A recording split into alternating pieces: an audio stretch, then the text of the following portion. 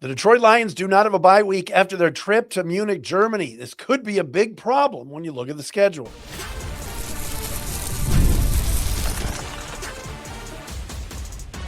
You are Locked On Lions, your daily Detroit Lions podcast. Part of the Locked On Podcast Network, your team every day. What's good, everybody? It's another week of Locked On Lions right here on the Locked On Podcast Network. Matt Dery with you on a Monday. Locked On Podcast Network, the number one sports podcast network. Indeed, your team every day. Coming up on the program today, we'll end the show talking about the Pistons and how there's a comparison between the Lions and the NBA team in town, who unfortunately season has come to an end. Free agent list, still some players that are out there for the Lions. We'll get into that. Also, the team opens the year against New Orleans, and everybody thinks they're going to rout the Saints. Maybe not. We'll explain as well. And also we'll talk about who's to blame for this 3 games in 12-day stretch in November. First and foremost, Locked On Lions today, brought to you by our friends at FanDuel. Right now, new customers can bet just $5. Get $150 in bonus bets if your first bet wins. More on this at FanDuel.com. Get started there. All right, so we've talked about the schedule now for the last 2 shows. Go back, and if you missed Thursday or Friday's show, we went through the schedule. We talked about the highs and lows. We talked about how 3 of the last 4 games are going to be on the road in the division, which is not going to be easy. We talked about some of the ease early on. I think there are some cake games at home this year. Got a lot of 1 o'clock games at Ford Field, which should help the team just with rhythm and everything else.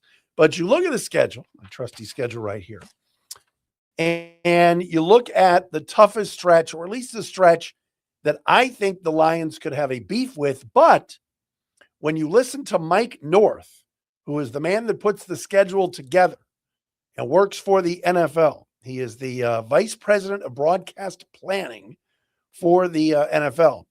He was on a conference call last week and said, no, it's not the NFL that wanted to have the Lions not have a bye week following their November 15th, Week 10 trek to Munich, Germany to face the Patriots, but rather it was the Lions and current team president and proprietor of 222 Rod Wood Drive in Allen Park, Rod Wood himself. So if you're going to blame the NFL for the schedule, don't. This is what Rod wanted. According to Mike North, Director of Scheduling and Vice President of Broadcast Planning. Here's what North said on the conference call last week. Quote, we knew that the Germany game was going to be a mere 2 weeks before Thanksgiving. And it was important enough to Rod, to the Lions, and to our international folks, certainly to your wide receiver, he was talking about Amon-Ra, St. Brown, that it made a lot of sense for the Lions to play in that Germany game. North went on to say, quote, they were really hoping to see that 10-day break post-Thanksgiving as opposed to yet another Thursday to Thursday. Credit to the team really for volunteering. They knew what they were getting into, and I think it broke the way they hoped it would, end quote. So again, Rod Wood said to the league, we don't want a bye after Munich with Thanksgiving coming up, but don't put us on the Thursday game after the Thanksgiving game, which is what the NFL has done the last 2 years. Rather, you get a mini bye because you play on Thanksgiving against the Bears, touchdown Bears, November 26th. Then you would get a 10-day break before heading down to Atlanta to take on Kevin Stefanski's ball club and the Atlanta Falcons, Week 13. So again, the league is saying it was the Lions that didn't necessarily want that bye after the Germany game. Now, here's a couple of things, though. Number one, Tampa Bay has a bye the week of the Munich game for the Lions. So the Lions are going to be coming back from Germany and having to travel home, exhausted, long flights, all that stuff, and then face a Buccaneers team, Week 11, that has spent 2 weeks preparing for them and is off a bye themselves. That sucks. That sucks. But again, the Lions were the ones, and Rod Wood was the one, especially, because obviously he's the team president, outgoing team president. that has worked closely with the league on the scheduling. Now, the Lions bye week is week 6, which is a little bit early this year, the weekend of October 18th. So they'll play their first 5 games, get a bye, then have to play their last 12. And that includes the 3 games in 12-day stretch with the Patriots, the Buccaneers, and the Bears. They're all technically home games. All right. Even though the Munich, Germany game, they're traveling, the Lions are the home team. And the week before they go to Munich, that will not be just a puddle jumper flight from Miami to Detroit. That's a longish flight, not that long, but long enough. So, that is a tough stretch. And I know for some of the fans that are looking at this, and look, the fans want a winner. You guys want a winner. You want this to be as simple as possible. And I know it's going to be hard. And there are certain teams on the schedule you look at now, you go, oh my God, I did win, loss, and I know it's a win. And then that'll turn out to be a loss. Or there's a team on the schedule, you go, oh my gosh, that's going to be a very difficult game. And it may not turn out to be as difficult because of a major injury or whatever it is. All right. But it is not going to be any kind of breeze to be playing 3 games in 12 days, not get a bye coming back from overseas, and then having to face a team that's off a bye and a team that has been pretty good.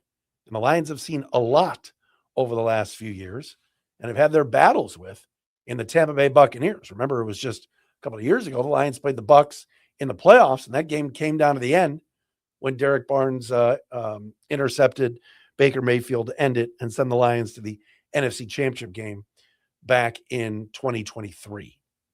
That's a good Tampa Bay team. So not an easy stretch at all. But again, this is what the Lions wanted. They wanted the bye to come. They did not want the bye to come after the Munich game, but in return, they asked for no Thursday game following Thanksgiving. So they get a 10-day respite and a little bit of a extra mini break after Thanksgiving before heading to Atlanta for week 13. All right. So we'll see. And there's actually, and this was pointed out on Pride of Detroit and Dave Burkett of the Free Press, only 3 of the 16 teams playing internationally will have the benefit of the post-international bye game. So the Jaguars, who seem to be playing all their games overseas, the Saints, and the Patriots. So New England will get a bye following going to Munich too. But that's going to be a tough stretch. But Mike North made no beef about it. This is what the Lions wanted. And really, Rod Wood wanted. And again, Rod's talking to Brad Holmes and Dan Campbell. The Lions are going to sack up. They're not going to complain about it. All right. And we know what the Lions have said all of this offseason. I mentioned this on Friday. They want to get back to what their identity has been over the last few years, which is tough team, gritty team with an edge, and they're not going to make any complaints. My thought process is they better win that game in Munich because the next 2 games are not going to be easy. And that Patriot game, by the way, is not going to be easy. That's the AFC champs. They went to the Super Bowl last year. Imagine if they go to Munich and play the Patriots and lose. Then you got Tampa at home off a bye. That's a good Bucs team. And then the Bears on Thanksgiving. And Ben Johnson's going to want retribution after this past season when the Lions kicked his ass not once but twice. That's a tough stretch. Now, I've said it for the last 2 days, and I'll say it for a third. Schedule overall, I see 11 wins here. All right. I'm not yet ready to proclaim each W and L yet, but I see 11 wins here. I see a team that is very capable of going 11-6. They have to play better than they played last year to do that. But the fact that you got a ton of 1:00 games at home, you get the Saints at home, the Jets at home, the Titans at home, the Giants at home. Those are teams the Lions are all better than. And right now, our friends at FanDuel with the early lines have the Lions favored in 14 of 17 games. Only at Buffalo, at Chicago, and at Green Bay, the Lions are early underdogs. They are favorites on the road at Carolina for Sunday Night Football next year in week 4. And that's a Panther team that made the playoffs last year. So keep an eye on that for sure. All right, coming up next, somebody likes the New Orleans Saints as a sleeper. Yes, the Lions, week one opponent that everybody's going to pick Detroit to win that game. Might not be as easy a game as we think. I'll explain who said that coming up next right here on Locked On Lions.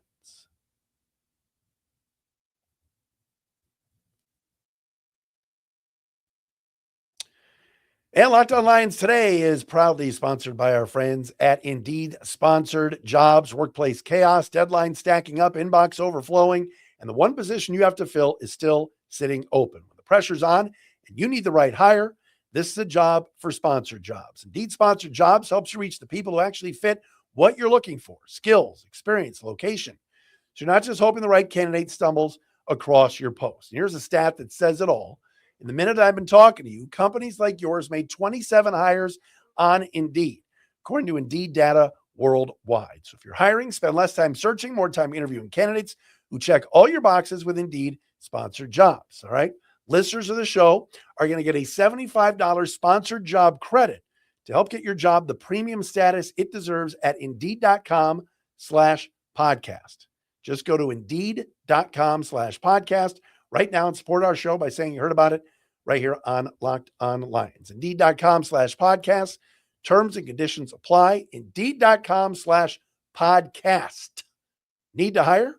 It's a job for Indeed Sponsored Jobs.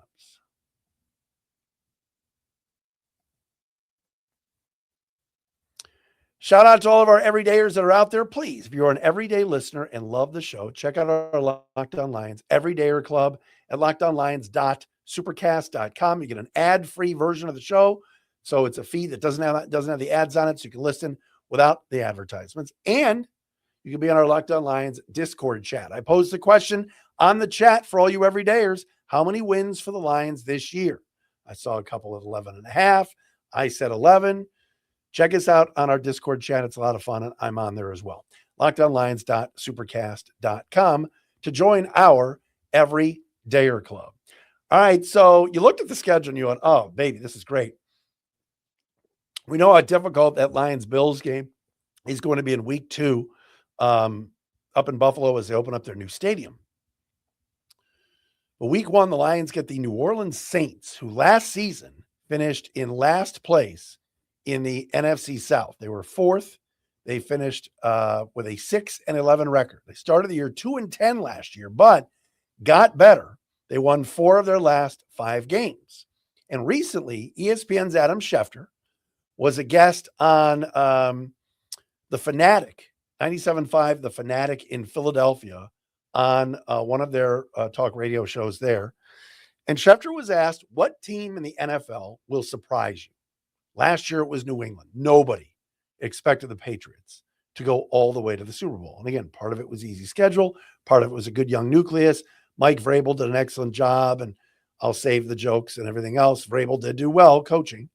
And the Pats made it all the way to the Super Bowl last year. Certainly got some help in the AFC Championship game when Bo Nix couldn't play.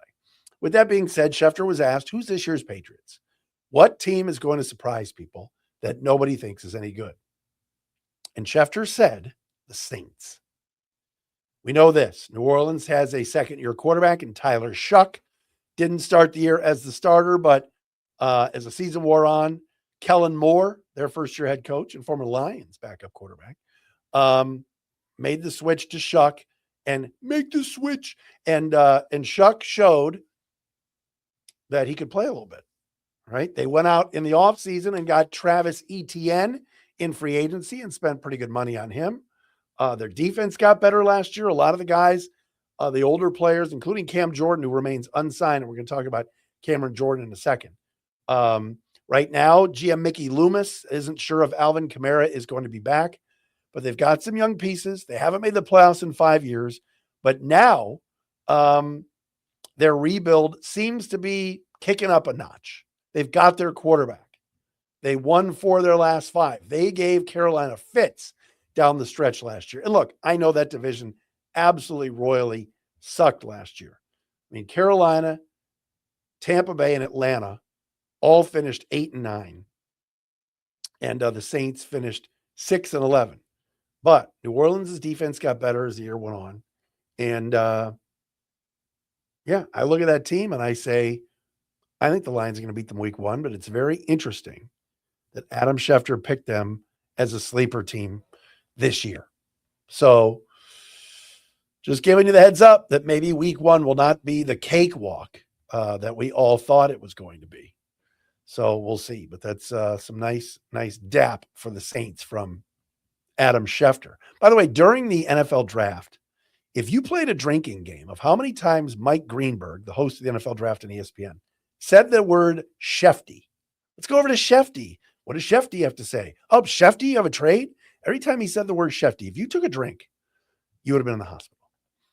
All right, free agency. There are still players available that have not been signed to free agent contracts as we sit here on May the 18th. Our good friend Dave Burkett from the Free Press. By the way, Justin Rogers, Detroit Football Network, going to join us Wednesday right here on the podcast. But Dave wrote a good article today about 5 free agent fits for the Lions that are still available and have not been signed as of yet at freep.com. First one on the list is no surprise, Cam Jordan, the 37-year-old edge rusher from the Saints. Saints admitted they've made him a contract offer. Jordan has not accepted it yet. He has spent his entire career in New Orleans. And one thing about Cam Jordan that we know, despite being 37, dude is durable and he can play. And to add another veteran edge rusher who's an 8-time Pro Bowler and had 10.5 sacks last year at age 36 might be intriguing. Plus, he's got the Dan Campbell ties. Dan Campbell was in New Orleans when Jordan was there a few years ago. Jadeveon Clowney is available. I've said this 100 times, so make it 101. I don't see him as a culture fit here. I'm not saying he's a bad guy, but Clowney is at times a headache. 33 years of age, 8.5 sacks with Dallas last year. So back-to-back edge rushers that could be available for your Leos. Former Chargers tight end Will Dissly is a free agent. So is Jonnu Smith, by the way. We've talked about him, the former Steeler. But Will Dissly is a guy that is a really, really good blocking tight end. He blocks and can catch the football. Had 50 catches 2 years ago for the LA Chargers, and he is unsigned as of right now. And we know this. Drew Petzing, Lions OC, loves to utilize the tight end. And currently, right now, the team has Sam Laporta, Brock Tober, the Brock Party, Brock Wright, and Tyler Conklin, pride of Lance Cruz North here in Michigan, on the roster.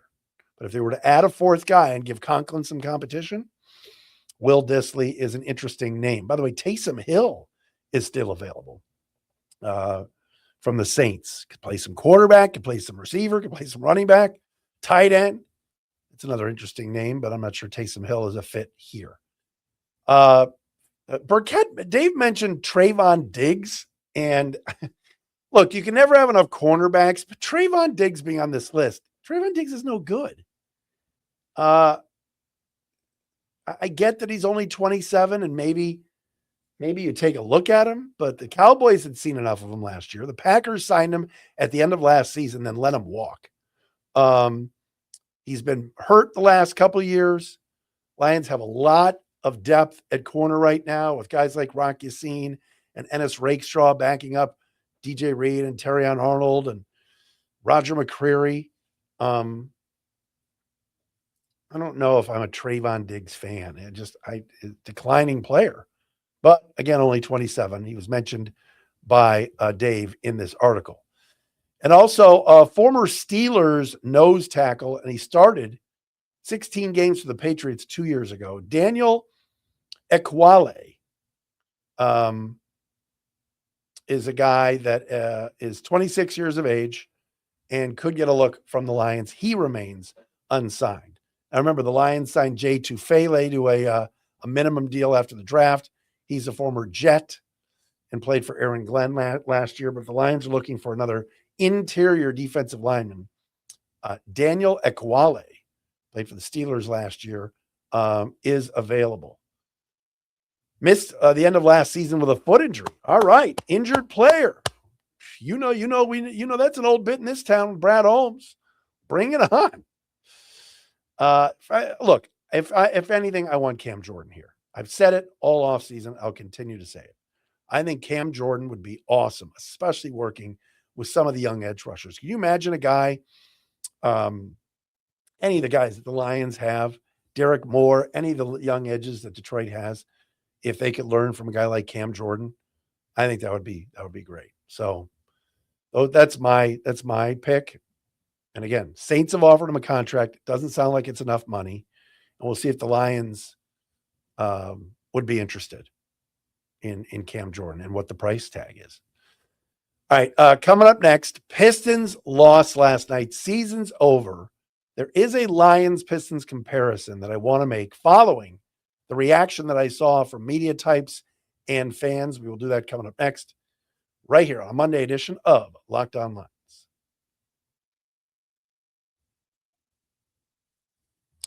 And Locked On Lions today brought to you by FanDuel. NBA playoffs and the conference finals are here. Thunder, Spurs, and unfortunately in the East tomorrow, the Knicks and the Cavaliers. All right, every possession matters. If you're looking to get even closer to the action, FanDuel has a great offer to get you started. Right now, new customers can bet $5 and get $150 in bonus bets if your first bet wins. All right, that's right. Turn $5 into $150 in bonus bets just for getting started. All right. Folks love using FanDuel. Why? During the playoffs? Because everything you need right in one place. Stats, trends, matchups before you make your picks, which makes the whole experience feel a whole lot more informed. Whether you're looking at player props or just money line or favorite stuff, whatever you like to do, it adds another level of excitement every game with FanDuel. It really does. It's easy to navigate. The app makes playoff basketball even more engaging from start to finish. Now that the Pistons are out, want to put some money down on these games, you can at FanDuel. Head to FanDuel.com to get started. FanDuel, play your game.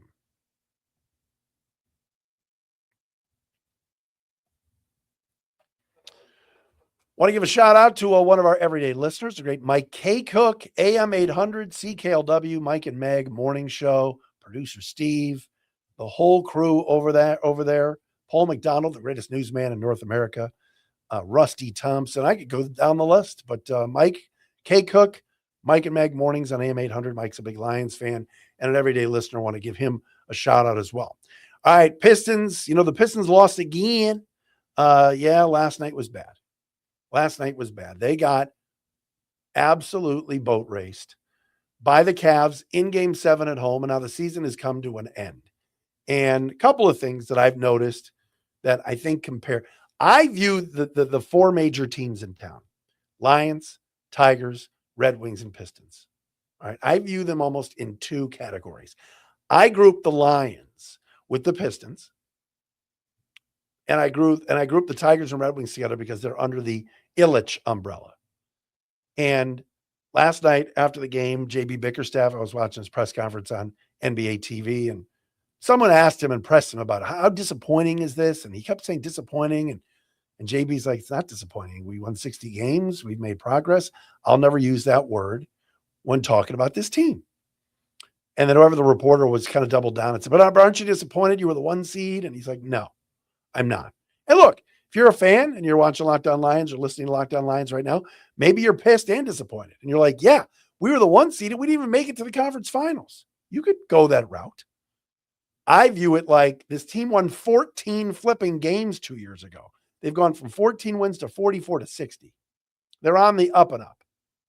They're on the rise. Did Jalen Duren disappoint in the playoffs? Yeah, he was terrible. Can Ashard Thompson, does he need to get in the gym and shoot? Yes, he does. Did the Pistons not add enough firepower at the trade deadline? Absolutely, they didn't. But that doesn't mean that we can I think the piling on. Look, last night sucked. They got their butts kicked. It was bad. But if you look at the totality of it, they've made immense strides. Is it disappointing? Sure. The night was disappointing. But to sit here and go, oh, yes or no, is the season of disappointment? What? They won 60 games. What is a complaint about the NBA? Teams don't try. Everybody's tanking. Load management. I can't watch basketball anymore. It's bad. All the Pistons did every single night was play hard, play their asses off, defend. They are a perfect match for what this town is about, and they're tough and gritty, just like the Bad Boys were. And I'm not comparing them to the Bad Boys. I'm just using that as an example. And as the go-into-work team was. But why do they get such? Why are people just jumping on like, oh, Pistons suck. This was terrible. This was disappointing. What a bad year. What a choke job. Hold on a second.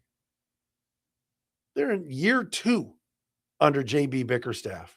Year 3 with Trajan. I believe year 3 with Trajan Langdon. Why do the Wings and Tigers, why do the Illich teams get such a free pass? Oh, because we love Hockey Town. Stevie's the GM. Steve Yzerman has sucked as a general manager. Sucked. Steve hasn't made the playoffs in a decade. He's still in charge, and not a peep in this town about it. Not a peep. Oh, the Tigers, Tigers made the playoffs the last couple of years. We love our boys this summer. What have they won? Choked away the division last year. Yeah, they beat my Guardians in the playoffs. They're better. The Tigers are much better. And they seem to be on the rise too. But like the Pistons, we're just going to pile on them. It's like the Lions. How many people were writing in on my YouTube channel or just on the comment sections, wherever you get Locked On Lions, like Brad Holmes might need to be fired. What? Huh? All this general manager has done here is brought you 4 winning seasons in a row, and they were 30 minutes, and I get it. They didn't do it. They were 30 minutes from the Super Bowl a couple of years ago. Has it gone down since? A little bit? Yeah, absolutely. Should they be held to a high standard going into this season with this schedule and this talent? 100%. They better win games this year. But the fire Brad Holmes crowd, let's trade all the Cade Cunningham and everybody else just sucks crowd, and JB Bickerstaff, I can't believe they extended him. What? He's coach of the year. Why do the other 2 teams, the Illich teams, get such a free pass? Coddled. I don't think it's right. The Pistons disappoint last night. Yes, that was bad. It was bad. They got pushed around by the Cavs. And the Cavs aren't exactly a really tough team. It's horrible. But if you look at it in totality, I think they had a pretty damn good year. Now you build on it. That's how it works in the NBA. You got to lose a few years to start winning. That's what happened with the Pistons. That's what happened with Jordan. All of it. Just want to make that comparison today. All right. We're back again tomorrow with another episode right here of Locked On Lions. Thanks, everybody, for making us your first listen. Checking us out wherever you get your podcast. Don't forget, we are all over social media, Locked On Lions on Instagram, Facebook, TikTok, everywhere else. And Justin Rogers, Detroit Football Network, will join us on Wednesday.